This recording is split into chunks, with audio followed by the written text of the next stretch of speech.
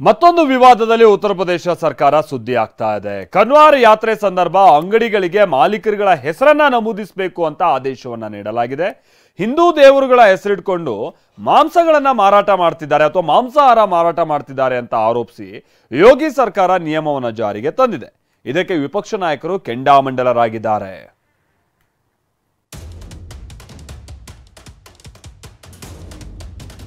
ಕನ್ವರ್ ಯಾತ್ರೆಯಲ್ಲಿ ವ್ಯಾಪಾರ ಧರ್ಮ ದಂಗಲ್.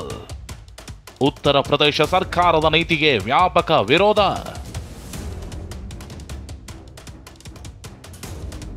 ಜುಲೈ 22ರಿಂದ ಐತಿಹಾಸಿಕ ಕನ್ವರ್ ಯಾತ್ರೆ ಆರಂಭವಾಗಲಿದೆ. ಆದರೆ ಯಾತ್ರೆ ಆರಂಭಕ್ಕೂ ಮುನ್ನ ಉತ್ತರ ಪ್ರದೇಶದಲ್ಲಿ ವಿವಾದ ಭುಗಿಲೆದ್ದಿದೆ. ಕನ್ವರ್ ಯಾತ್ರೆ ಸಾಗುವ ದಾರಿಯುದ್ದಕ್ಕೂ ಅಂಗಡಿಗಳು, ಬೀದಿ ವ್ಯಾಪಾರಿಗಳ ಬಗ್ಗೆ ಯೋಗಿ ಸರ್ಕಾರ ಹೊರಡಿಸಿರೋ ಆದೇಶ ರಾಜಕೀಯ ಸ್ವರೂಪ ಪಡೆದುಕೊಂಡಿದೆ. ಕನ್ವರ್ ಯಾತ್ರೆ ಸಾಗುವ ದಾರಿಯಲ್ಲಿರೋ ಅಂಗಡಿಗಳ ಮುಂದೆ ಮಾಲೀಕರ ಹೆಸರು ಪ್ರಕಟಿಸಬೇಕು ಅಂತ ಯುಪಿ ಸರ್ಕಾರ ಆದೇಶ ಹೊರಡಿಸಿದೆ. ಯೋಗಿ ಆದಿತ್ಯನಾಥ್ ಸರ್ಕಾರ ಹೊರಡಿಸಿರೋ ಹೊಸ ಆದೇಶದಲ್ಲಿ ಏನೇನಿದೆ ಅನ್ನೋದನ್ನ ನೋಡೋದಾದ್ರೆ, ಜುಲೈ 22ರಿಂದ ಆಗಸ್ಟ್ 2ರ ತನಕ ಕನ್ವರ್ ಯಾತ್ರೆ ನಡೆಯಲಿದೆ. ವಿವಿಧ ರಾಜ್ಯಗಳ ಯಾತ್ರಿಕರು ಉತ್ತರ ಪ್ರದೇಶದ ಹರಿದ್ವಾರಕ್ಕೆ ಆಗಮಿಸಲಿದ್ದಾರೆ. ಕನ್ವರ್ ಯಾತ್ರಿಗಳು ಸಾಗುವ ದಾರಿಯಲ್ಲಿರೋ ಅಂಗಡಿ ಮುಂಗಟ್ಟುಗಳಲ್ಲಿ ಮಾಲೀಕರು ಹೆಸರುಗಳನ್ನು ಪ್ರಕಟಿಸಬೇಕು ಅಂತ ಆದೇಶ ಹೊರಡಿಸಲಾಗಿದೆ. ಬೀದಿ ಬದಿ ವ್ಯಾಪಾರ, ತಳ್ಳುವ ಗಾಡಿಗಳು, ಆಹಾರ ಮಳಿಗೆಗಳಿಗೆ ಮಾಲೀಕರ ಹೆಸರು ಹಾಗೂ ಮಾರುವ ಖಾದ್ಯಗಳ ಹೆಸರು ಹಾಕಬೇಕು.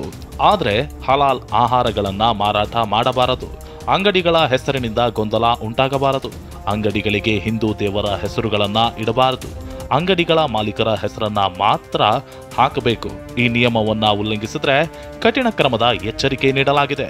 जो हिंदू देवी देवताओं के नाम पर अपने ढाबे होटल चलाते हैं और अधिकांश रूप से मुस्लिम समाज के लोग होते हैं, उनमें कावड़िए उनकी दुकानें बैठते हैं, खाते हैं और वो नॉन वेज बेचते हैं. यानी देवी देवता का नाम हिंदू का और बेचते हैं नॉन वेज. उन पर प्रतिबंध लगना चाहिए. उनके नाम की पहचान होनी चाहिए. ಸಿಎಂ ಯೋಗಿ ಆದೇಶಕ್ಕೆ ಕಾಂಗ್ರೆಸ್, ಎಸ್ಪಿ, ಬಿಎಸ್ಪಿ ವಿರೋಧ. ಇದು ನಾಜಿಗಳ ನೀತಿ ಎಂದ ಖ್ಯಾತ ಸಾಹಿತಿ ಜಾವೇದ್ ಅಖ್ತರ್. ಕನ್ವರ್ ಯಾತ್ರೆ ಸಾಗುವ ದಾರಿಯಲ್ಲಿ ಅಂಗಡಿಗಳ ಮುಂದೆ ಮಾಲೀಕರ ಹೆಸರು ಪ್ರಕಟಿಸಬೇಕು ಅನ್ನೋ ಆದೇಶಕ್ಕೆ ಎಲ್ಲೆಡೆಯಿಂದ ಆಕ್ರೋಶ ವ್ಯಕ್ತವಾಗಿದೆ. ವಿಪಕ್ಷ ನಾಯಕರು ಯೋಗಿ ಆದಿತ್ಯನಾಥ್ ಹೊಸ ನಿಯಮವನ್ನ ಖಂಡಿಸಿದ್ದಾರೆ. ಸರ್ಕಾರದ ಪ್ರಾಯೋಜಿತ ಧರ್ಮಾಂಧತೆ ಅಂತ ಕಾಂಗ್ರೆಸ್ ನಾಯಕರು ಹೇಳಿದ್ರೆ ಇದು ವರ್ಣಭೇದ ನೀತಿ ಅಂತ ಅಸಾದುದ್ದೀನ್ ಓವೈಸಿ ಗರಂ ಆಗಿದ್ದಾರೆ. ಅಲ್ಲದೆ ಇದೊಂದು ಸಾಮಾಜಿಕ ಅಪರಾಧ ಅಂತ ಅಖಿಲೇಶ್ ಯಾದವ್ ಆಕ್ರೋಶ ಹೊರಹಾಕಿದ್ದಾರೆ.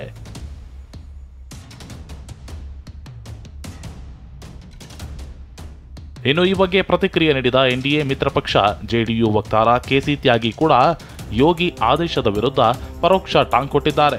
ಬಿಹಾರದಲ್ಲಿ ದೊಡ್ಡ ಪ್ರಮಾಣದಲ್ಲಿ ಯಾತ್ರೆ ನಡೆಯುತ್ತೆ, ಆದರೆ ಬಿಹಾರದಲ್ಲಿ ಇಂತಹ ಆದೇಶಗಳನ್ನ ಹೊರಡಿಸಿಲ್ಲ ಅಂತ ತಿರುಗೇಟು ಕೊಟ್ಟಿದ್ದಾರೆ. इससे बड़ी कांवड़ यात्रा बिहार में निकलती है, वहां इस तरह का कोई आदेश नहीं है.